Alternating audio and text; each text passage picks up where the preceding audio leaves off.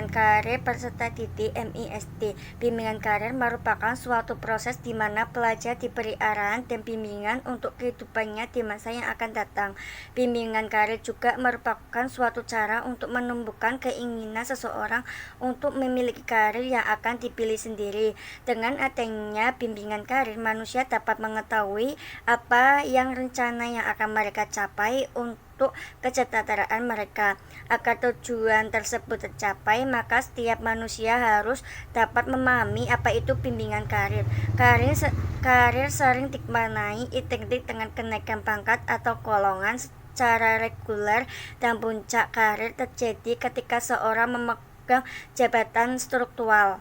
Namun, jika pada lingkungan pendidik, karir dapat didefinisikan sebagai proses atau perjalanan siswa sejak masa belajar di sekolah hingga ia menentukan jenjang pendidikan selanjutnya ingin kemana. Itu merupakan definisi singkat karir di lingkup pendidikan. Sedangkan bimbingan karir itu sendiri mempunyai arti, yakni menurut Roman Natawijaya 1990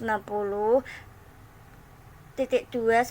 Bimbingan karir adalah suatu proses membantu seseorang untuk mengerti dan menerima gambaran tentang diri pribadinya dan gambaran tentang dunia kerja di luar dirinya, mempertemukan gambaran diri tersebut dengan dunia kerja itu untuk pada akhirnya dapat memilih bidang pekerjaan, memasukinya dan membina karir dalam bidang tersebut. Sementara itu, jika menurut Muhammad Surya 1988.231, ia menyatakan sebagai berikut: bimbingan karir merupakan salah satu jenis bimbingan yang berusaha membantu individu dalam memecahkan masalah karir. Dalam mencermati uraian di atas, dapat disimpulkan bahwa bimbingan karir adalah suatu proses panduan layanan pendekatan terhadap individu agar dapat mengenal dan memahami dirinya, merencanakan masa depan yang sesuai dengan bentuk kehidupan yang diharapkannya.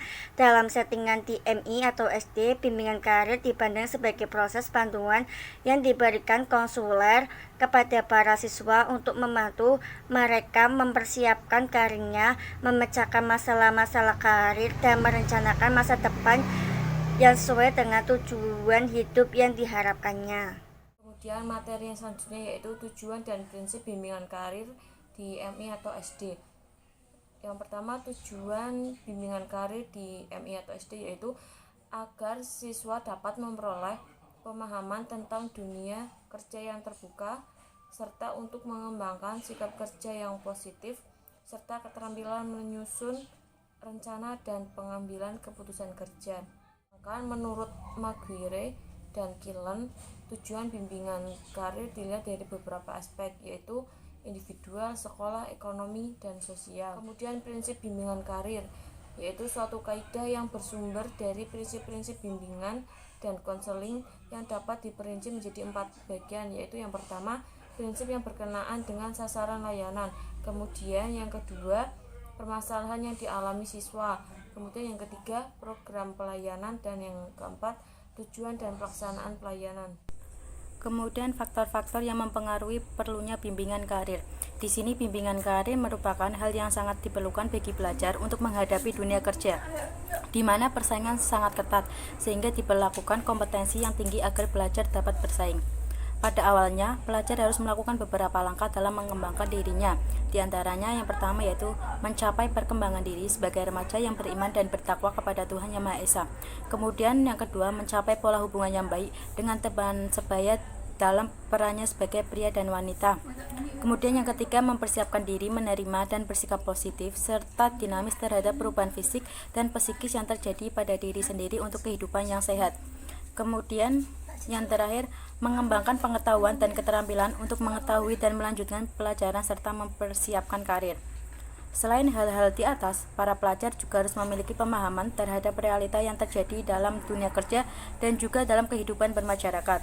Hal-hal tersebut diantaranya yang pertama yaitu adanya kemajuan teknologi, yang kedua pergeseran struktur ekonomi, Kemudian ada pergeseran peran wanita. Yang keempat, kekurangmampuan diri pelajar. Dan yang terakhir ada pengangguran. Assalamualaikum warahmatullahi wabarakatuh. Perkenalkan, nama saya Korina Fitriani, NIM 2319202. Di sini saya sebagai pemakalah yang keempat akan menyampaikan materi tentang strategi dan teknik bimbingan karir di MI atau SD. Bimbingan karir di MI atau SD dapat dilakukan oleh guru dengan strategi dan teknik sebagai berikut. Yang pertama yaitu terpadu dalam kegiatan pembelajaran. Maksudnya untuk mengembangkan karir di MISD terutama untuk peserta didik kelas tinggi hendaknya dikembangkan secara terpadu dengan strategi instruksional.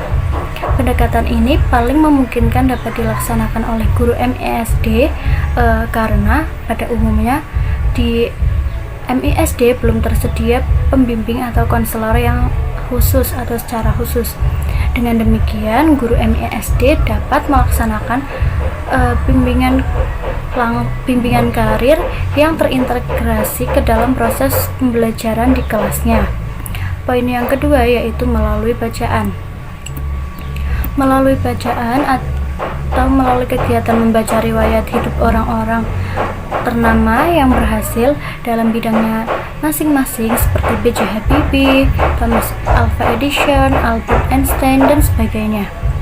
Dengan kegiatan membaca sumber-sumber informasi tentang berbagai hal, dapat diharapkan peserta didik dapat belajar dari pengalaman orang-orang sukses tersebut.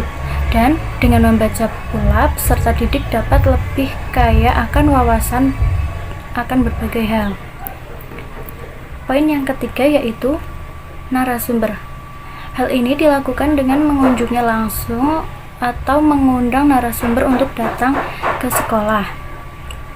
Dengan berdialog dengan peserta didik tentang dunia pekerjaan, kegiatan ini diharapkan agar anak semakin luas wawasannya, terutama yang terkait dengan profesi atau pekerjaan seseorang dan usaha yang dilakukan untuk mencapai karir tertentu. Kemudian poin yang keempat yaitu melakukan pengamatan atau observasi dengan mengajak peserta didik berjalan-jalan di sekitar lingkungan yang tidak jauh dari lingkungan. Misalnya di sepanjang jalan mereka ditugaskan untuk mengamati berbagai macam pekerjaan yang mereka temui. Guru dapat mengajak peserta didik untuk mengamati pekerjaan yang dilakukan oleh orang-orang yang di sekitarnya. Misalnya mengamati pekerjaan seorang penjahit, tukang pembuat tahu atau tempe, dan lain sebagainya. Poin yang selanjutnya yaitu dengan bercerita. Dengan bercerita, guru dapat memberikan informasi tentang berbagai pekerjaan atau cerita tentang kerja keras seseorang yang membuahkan hasil yang menggembirakan setelah ia berusaha. Teknik bercerita ini akan lebih menarik bila menggunakan alat peraga atau media yang lainnya. Untuk variasinya, cerita dapat diikuti dengan kegiatan tanya jawab tentang tokoh yang diceritakan dalam cerita tersebut. Kemudian untuk poin yang keenam yaitu teknik genogram. Teknik ini dapat dilakukan oleh guru untuk mengidentifikasi aspirasi karir yang berkembang pada peserta didik. Penerapan teknik genogram ini dapat ditempuh melalui 3 tahap. Yang pertama yaitu konstruksi genogram, yang kedua yaitu identifikasi jabatan, yang ketiga yaitu eksplorasi klien. Dalam pelaksanakannya disesuaikan dengan karakteristik perkembangan peserta didik dan materi bimbingan karir. Poin yang ketujuh yaitu permainan terpadu. Guru dapat memilih berbagai permainan yang ada di lingkungan sekolah atau jenis permainan apapun yang dikenal oleh peserta didik MISD. Ketika permainan berlangsung, hendaknya seorang guru mengaitkan permainan tersebut dengan materi bimbingan konseling, maksudnya bimbingan karir. Ketika guru melaksanakan bimbingan karir, hendaknya selalu mengacu pada materi bimbingan karir untuk MISD.